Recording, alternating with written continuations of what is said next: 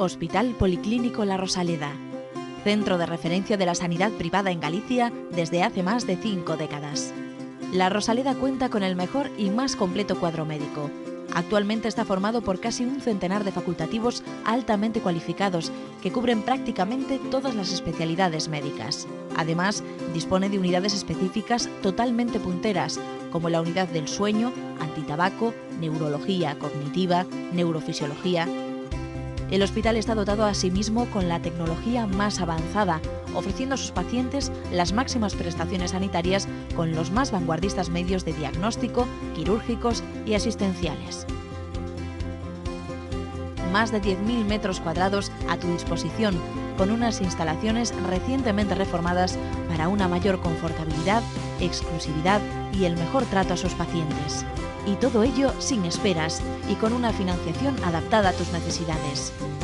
Porque lo verdaderamente importante no puede esperar. Por ti, por los tuyos, Hospital Policlínico La Rosaleda.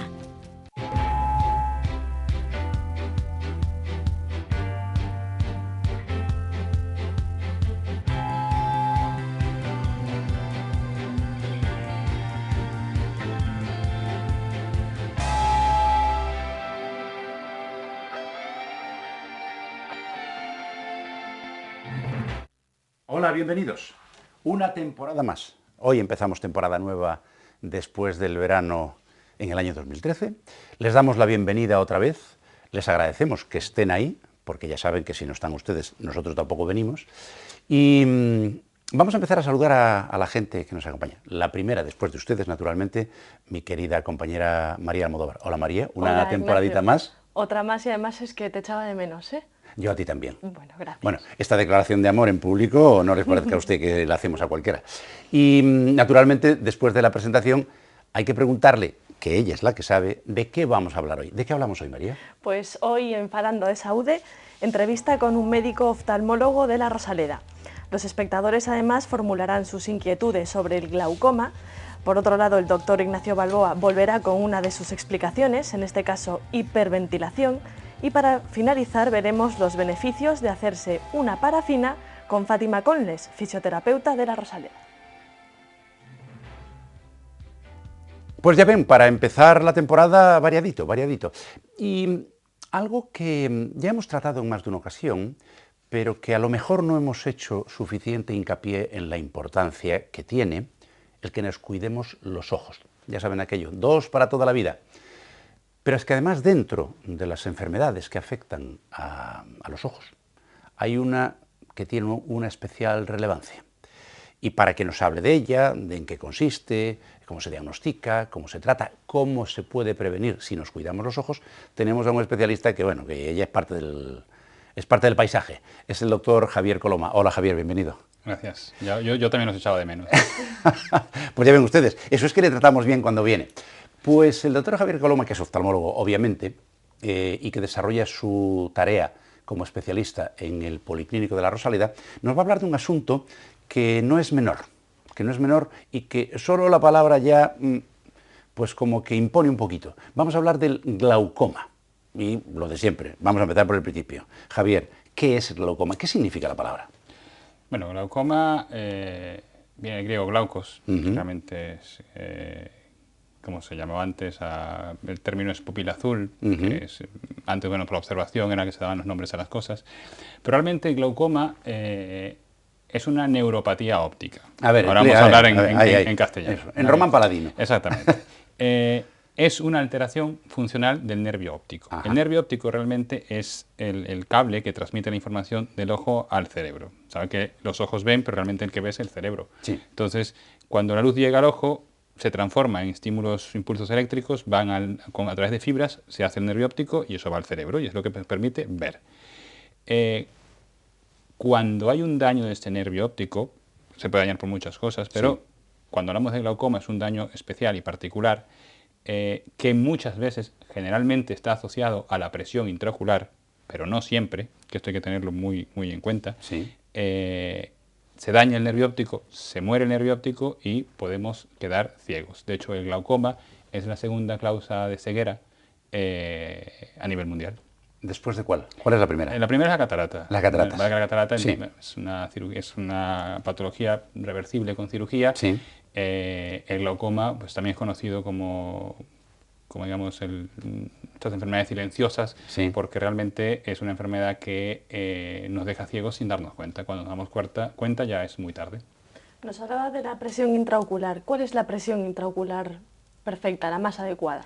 La presión intraocular es una medición de la presión que evidentemente es una norma estadística, es decir, tú agarras la población y mides y lo normal es entre 10 y 20, por llamarlo de alguna manera. Lo que no quiere decir que personas con 22 sea una tensión normal y personas con menos tensión también tengan una tensión normal. Pero para norma general, entre 10 y 20 se considera normal. Oye, Javier, ¿y qué es lo que produce, más de una causa seguramente, pero cuáles son las causas fundamentales que producen que en un momento determinado esa presión intraocular aumente? Bien, la presión intraocular, el ojo, para que entienda la gente, es como un globo, ¿no? Está lleno de líquido. Eso es. ¿Vale? Está lleno de líquido, es un balón lleno de líquido. Entonces ese líquido ejerce una presión. Cuando un balón de fútbol está sin aire, tú lo tocas y cuando está muy hinchado, pues está duro. Está más duro. Y eso es exactamente el ojo, igual. Entonces, ¿qué pasa? El ojo tiene mecanismos de producción de ese líquido que lo va recambiando y a la vez el recambio produce líquido y por un lado sale líquido. Entonces, generalmente por donde sale líquido, que es la parte del ángulo del ojo, que así llamamos el ángulo de la cámara anterior, sí, es el drenaje. Y este drenaje, por una razón, se obstruye. Entonces, ese drenaje impide que salga el líquido por allí y se comienza a acumular líquido. ¿Por qué se obstruye? Ya hay diferentes causas, diferentes razones.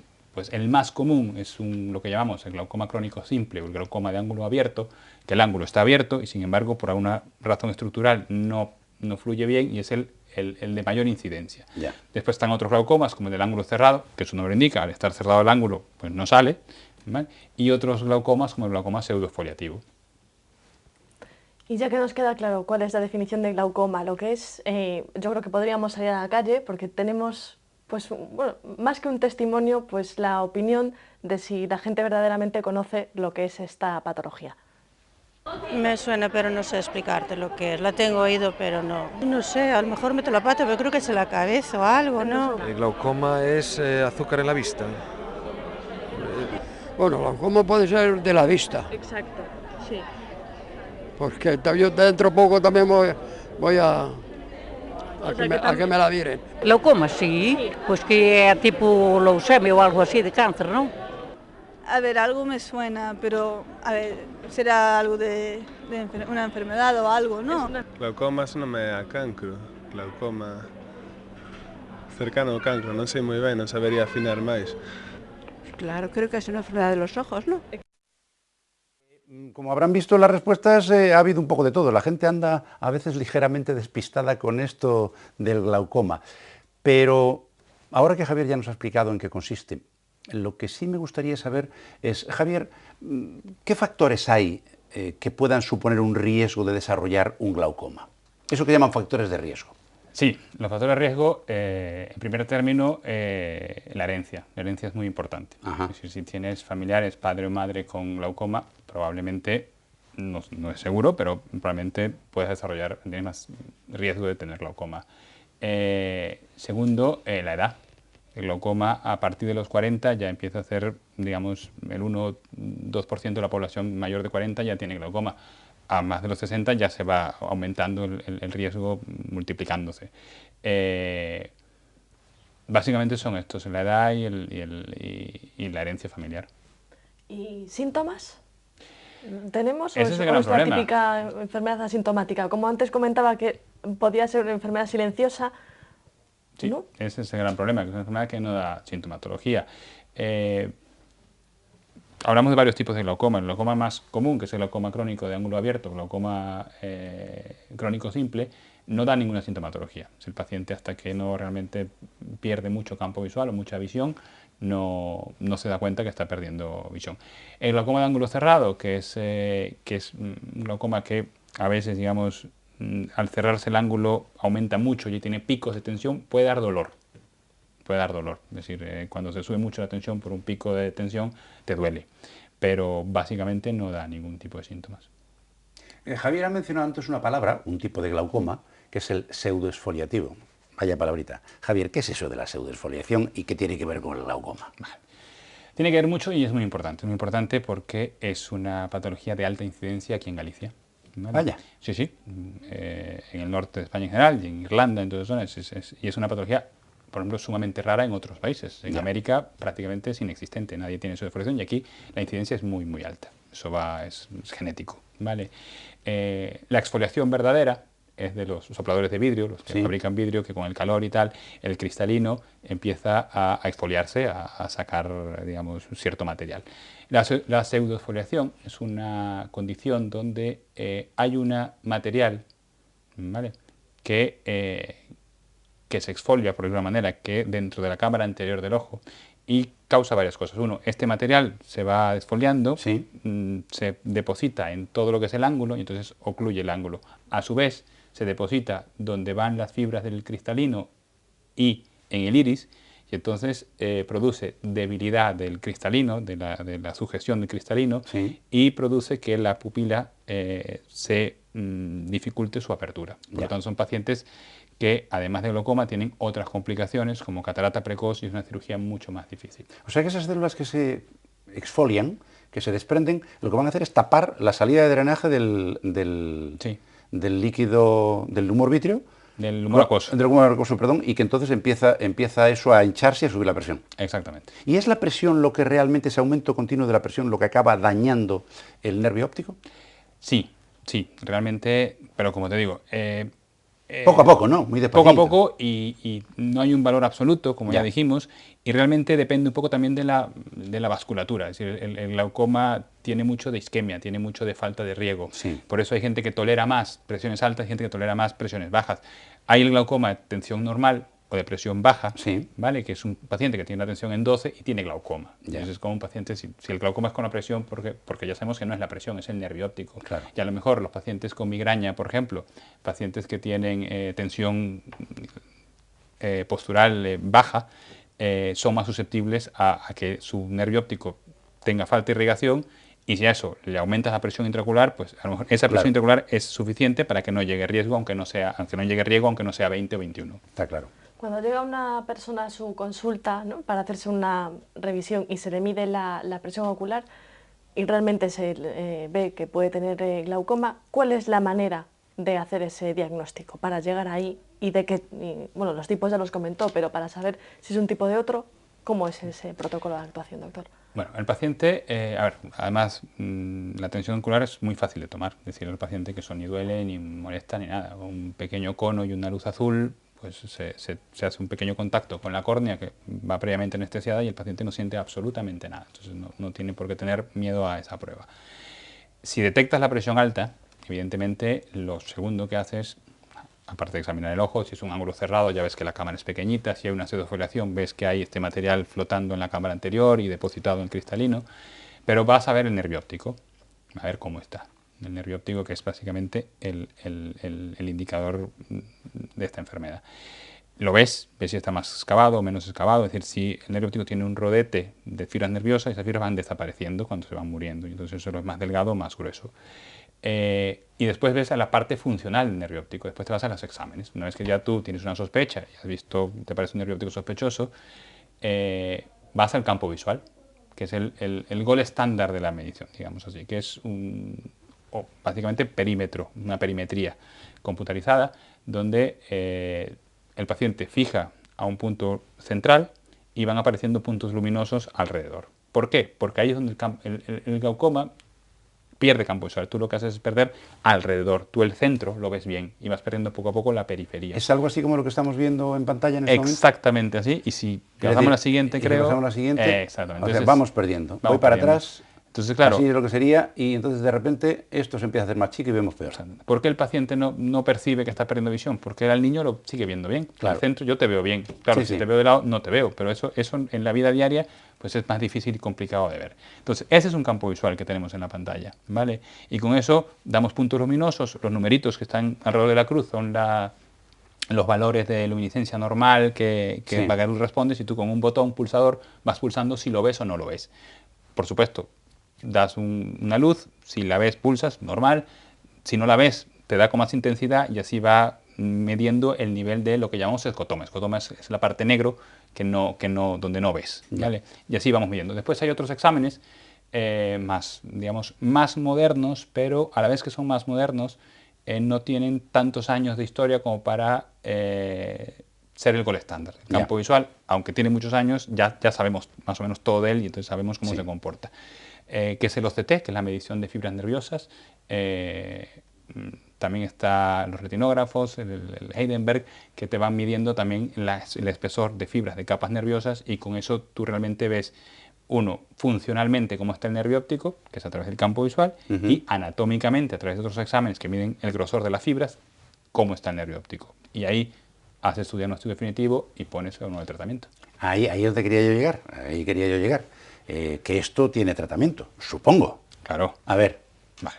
El tratamiento, en principio, es médico, son gotas. Cuando tú descubres un paciente con glaucoma, lo primero que tienes que hacer es, por norma general, empezar con las gotas. ¿Qué es lo que hacen esas gotas? Bajan la tensión del ojo. Ahí vamos. ¿Vale? Es decir, aunque estamos hablando mucho de que el glaucoma es una neuropatía isquémica donde falta de riego, realmente lo único que tenemos para pelear contra él es bajar la tensión del ojo. Y es lo que hacemos. Tenemos gotas de diferente tipo que bajan la tensión del ojo. Si el paciente es un paciente incumplidor de gotas, si el paciente es un paciente donde tenemos gotas y no responde, o un paciente que llevamos años tratando y de pronto sube la tensión y a las gotas no le hacen falta, pues no le hacen efecto, pues el segundo paso es la cirugía. ¿Y en la cirugía qué es lo que hacéis? En la cirugía, el glaucoma es una de las patologías, o digamos, lo que es la medicación, el tratamiento que más está evolucionando. Entonces están habiendo muchos cambios ahora mismo. Lo clásico era lo que llamamos una ampolla filtrante, una cirugía de glaucoma, en que tú comunicabas a ese ángulo, en la parte superior generalmente le dabas un pequeño mordisco, de tal manera que abrías un túnel para que el neumono acuoso drenara completamente. Había una burbujita en la conjuntiva y eso era tu ampolla filtrante, y eso es lo que por ahí. Hoy en día ya hay pequeños, digamos, stent o mollecitos. Son como válvulas, pero no son también hay válvulas, por eso no quería nombrar, pero también ya para glaucomas más extremos hay válvulas ya que lo que hacen es básicamente, pero lo que hace es comunicar la cámara anterior, darle un nuevo drenaje a la salida del humor acuoso. Está claro, está claro. ¿Y esa es una solución, digamos, definitiva o puede empeorar el paciente? No, es una solución definitiva. Cuando tú operas un paciente glaucoma, en teoría es para que quede... Lo que pasa es que también depende del grado de glaucoma, del tipo de glaucoma, de la severidad del glaucoma, un glaucoma, por ejemplo, vascular, ¿no? Un neovascular que llamamos, mucho más difícil de controlar, entonces tienes que tener otras opciones. Los glaucomas terminales, aquellos glaucomas ojociegos o que no ven y que duelen porque la presión está muy alta, también en vez de hacer esta cirugía lo que puedes hacer es quemar la zona de producción de humor acuoso. Entonces, pero es una cirugía definitiva. Lo que pasa es que también eso te da pie a que me digas o la gente pregunte, y entonces, ¿para qué me voy a poner gotas? Me opero de inicio y ya está. No, tampoco. Es decir, hay que ir paso por paso, y una cirugía es una cirugía, por muy avanzada que esté, por muy reglada que esté, y comunicar el humor acuoso con el exterior del ojo pues también tiene sus riesgos. Entonces, si puedes controlarte con gotas, pues mucho mejor. Y la pregunta del millón. Supongamos que está diagnosticado, que le has hecho el tratamiento, ¿se recupera la visión una vez que habías perdido o ocurre que como ya está dañado el nervio óptico, eso ya no hay quien lo vuelva para atrás? Lo que hayas perdido, quiero decir. Eso ya no hay quien lo vuelva atrás. Ahí quería llegar. O sea, no te vas a quedar ciego del todo, pero la vista no la vas a recuperar. De ahí, claro, la importancia del diagnóstico precoz. Exactamente. O sea, la idea es prevenir que sigas perdiendo fibras nerviosas, que sigas perdiendo función y que no pierdas más, pero recuperar, lamentablemente, ya no puedes recuperar. Y la pregunta obvia, que se cae por su propio peso, o por la fuerza de la gravedad, da lo mismo, es ¿y cómo prevenimos eso? ¿Qué es lo que tenemos que hacer? Bueno, yo, por ejemplo, ya he cumplido 2 de los requisitos, es decir, ya pasé de los 40 y ya pasé de los 60, o sea que ya estoy... A ver, ¿cómo prevengo yo que a mí me pueda afectar el glaucoma? Pues la única prevención posible en este caso es la consulta con el oftalmólogo. Ya. No hay nada más. ¿Y hay algún tipo de medida, aparte de la vida sana, evidentemente que recomendamos aquí siempre, que nos permita decir, oye, mira, que para los ojos esto no viene nada bien para el glaucoma? O simplemente vida sana y a partir de una determinada edad, a verte y a que nos digas, está muy bien o ten cuidado que empiezas. Básicamente no hay nada que prevenir. Hoy en día está muy en boga y hay estudios y con antioxidantes, con vitaminas, hay vitaminas especiales para el ojo, para maculopatía, para el glaucoma, que son complementos alimenticios que ayudan a mejorar la función y a mejorar y evitar los riesgos. Pero es como todo, es decir, no, eso no sustituye ni a la prevención, ni a la toma de la presión, ni a la consulta, por supuesto.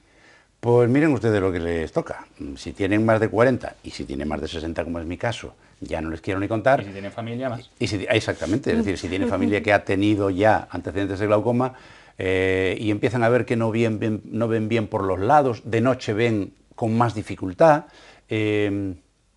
bueno, pues no les queda más remedio. A veces incluso una sensibilidad exacerbada a la luz que antes no les molestaba y ahora sí les molesta. Pues mire, acérquese al oftalmólogo y que le echen una veredeta. María, ¿tenemos preguntas de nuestros televidentes? Por supuesto que sí, una nueva temporada con más preguntas de los espectadores. Vamos allá con ellas.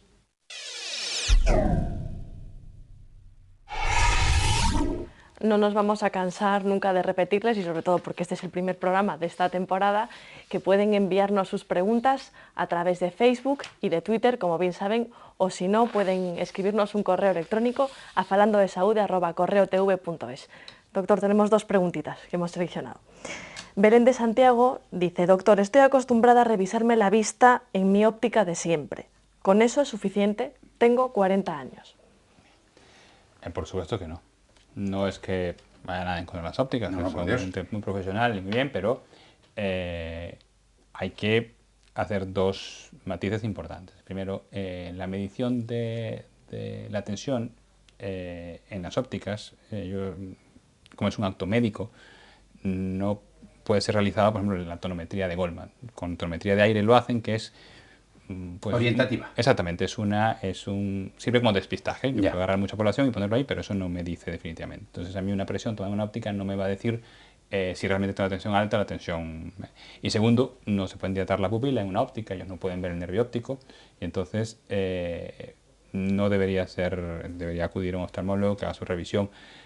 Probablemente si es un ojo sano o una persona que no tiene una patología, que ya el oftalmólogo ha dicho que no, hombre, digamos, puede ir a la óptica, hacerse las gafas y a revisarse de esto y después cada cierto tiempo al oftalmólogo. Pero para que en una óptica te digan realmente tu salud visual, no creo que es lo más conveniente. Pues tomamos nota. Por último, Paco de Ames pregunta: ¿de qué manera podemos dañar el nervio óptico? ¿El abuso del ordenador influye a la hora de sufrir esta patología? No. El abuso de ordenador es fatiga ordenador, visual. móvil... Se puede decir más alto, pero más claro no. No. El nervio óptico no lo vamos a dañar por usar ordenador u otra cosa. ¿Y por jugar a lo mejor a las videoconsolas? No, tampoco, ¿no? No. El nervio óptico, pero no por glaucoma, sí lo podemos dañar por alcohol, por tabaco y por otras cosas. Pero, digamos, por malos hábitos. Exactamente. Bueno, pues no lo pueden decir, pero más alto, pero más claro no. ¿Y ahora qué nos toca, María? A ver, después de estos meses de asueto, ¿no echas en falta nada? ¿No? ¿Estás preparado? Seguro que sí, su examen semanal.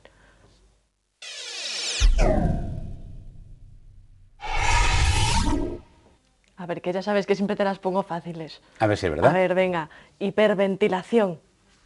Ah, bueno, esa sí es facilita, sí. Hiperventilación. Bueno, pues ya saben ustedes que en medicina tenemos la manía de que las palabras que utilizamos habitualmente entre los médicos para entendernos, ese lenguaje técnico, pues suele tener mucho que ver con el latín y con el griego. Pero luego el significado a veces difiere un poquito. Bueno, pues hiperventilación, ¿en qué consiste? Hiper es un palabra griego que significa exceso, que tenemos de más. Y ventilación, pues ya saben lo que es, ventilar, meter y sacar aire. Bueno, pues hiperventilación es una situación en la cual estamos respirando muy deprisa y muy profundo. También puede ser muy deprisa y muy superficial. Por ejemplo, ¿cuándo hiperventilamos de manera fisiológica, es decir, de manera normal? Pues cuando hacemos deporte. Uno se echa a correr, como el organismo necesita más oxígeno, porque estamos consumiendo, pues entonces respiramos más rápido y más profundo. Pero, ¿y si estamos en reposo, qué puede pasar? Pues ya saben ustedes, lo que se llaman los ataques de pánico o de ansiedad, que de repente... Bueno, ¿eso qué provoca? Pues provoca una cosa muy sencillita, que al hiperventilar bajamos la cantidad de anhídrido carbónico que tenemos en sangre. Y entonces esto es un circuito que se retroalimenta. Consecuentemente no es bueno dejar de respirar y que suba el anhídrido carbónico porque nos podemos intoxicar e incluso dormirnos profundamente, es decir, podemos incluso llegar a morir, que es cuando nos ahogamos, o lo contrario, en exceso de ventilación. Limpiamos demasiado anhídrido carbónico de la sangre y seguimos respirando de más. ¿Y eso cómo se combate? Pues muy fácil. Para que se les pase la ansiedad, si queremos que no eliminemos tanto anhídrido carbónico y este vuelva a subir en la sangre, pues nos ponemos algo delante, una bolsita de plástico, de papel, y respiramos nuestro propio aire, que ya viene enriquecido de anhídrido carbónico, con lo cual bajamos esa ansiedad. Es una fórmula, digamos, casera para hacerlo. Motivos: tranquilizarse, porque cuando nos da la ansiedad o el ataque de pánico no lo controlamos, y la hiperventilación nos acaba produciendo trastornillos, mareos, podemos perder el conocimiento. No es una condición, no es una situación grave, pero hay que controlarla. Así que hiperventilación, ventilar en exceso, es decir, respirar demasiado, muy deprisa y muy profundamente. ¿Ya? Muy buena explicación. Muchas gracias. No esperaba menos de ti, ¿eh? ¿Y qué nos queda ahora? Pues nos vamos ahora a la Rosaleda a conocer los beneficios de hacerse una parafina. Uy. ¿Sí? ¿Te suena? ¿Y eso qué es? Pues ahora te vas a enterar. ¿Ah? Bueno, hoy vamos a explicar en qué consisten los baños de parafina y para qué valen. En principio, la parafina es un tipo de calor dentro de la termoterapia superficial, pues se utiliza porque tiene gran poder calórico y además se mantiene durante mucho más tiempo que, por ejemplo, el agua. La parafina se utiliza sobre todo para problemas degenerativos, manos artrósicas, artritis en periodos de latencia. También normalmente cuando queremos movilizar una articulación porque ha habido una fractura para antes de la movilización, también es aconsejable calentar la articulación con algún tipo de calor. Y entonces a continuación vamos a ver cómo se realiza el baño de parafina. En principio, los baños de parafina tienen que estar a una temperatura entre 50 y 54 grados centígrados, ¿vale?, de calor, para que tengan sus efectos terapéuticos. Entonces, lo que consiste pues, es hacer diferentes capas para mantener el poder calorífico. Entonces, lo que vamos a ir introduciendo, la mano, la parafina está un poco caliente, exactamente, intentamos meter y sacar. Entonces lo que interesa es hacer capas como esta, lo que vamos a ir haciendo sobre entre 8 y 10 capas, ¿vale?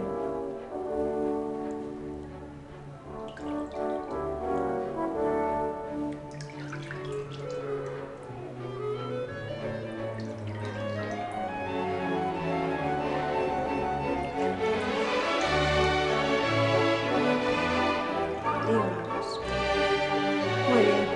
A continuación lo que vamos a hacer es a dejar la mano tapada durante unos 15-20 minutos para que el calor se mantenga y a continuación pues tendremos la mano lista pues para movilizar o bueno, pues también se utiliza a veces para obtener fines estéticos, para hidratar mucho la piel, porque la parafina también hidrata mucho la piel.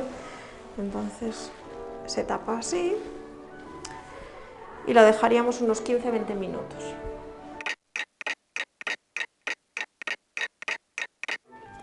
Ahora que ha pasado ya el tiempo, vamos a quitar la parafina y vamos a ver cómo ha quedado la mano. En principio, pues nada, tenemos una cera que queda como un guante, que al quitar se quita fácilmente. Y bueno, aunque en este caso no es una mano artrósica, no es una mano reumática, pues lo que decía antes, se puede utilizar con fines estéticos y da, bueno, se puede percibir que queda muy buena hidratación en la piel. Súper suave.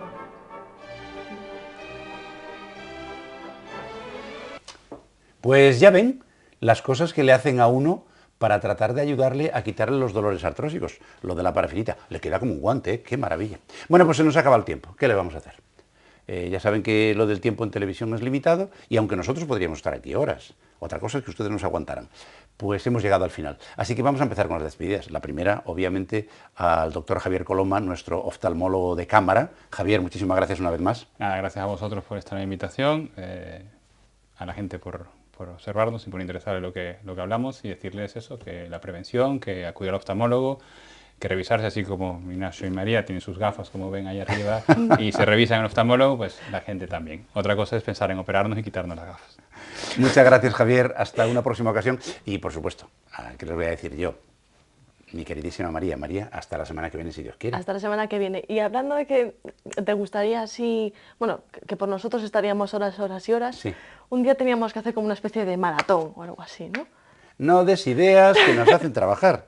No des ideas. Y a ustedes ya saben, el mejor de nuestros deseos hasta la semana que viene, si Dios quiere. Cuídense mucho y no traten mal la cajita del cuerpo, que solo tenemos una para toda la vida y nos tiene que durar mucho. Muchas gracias por la compañía, por la lealtad, por estar ahí y hasta la semana que viene, si lo tienen a bien. Hasta entonces, salud y suerte.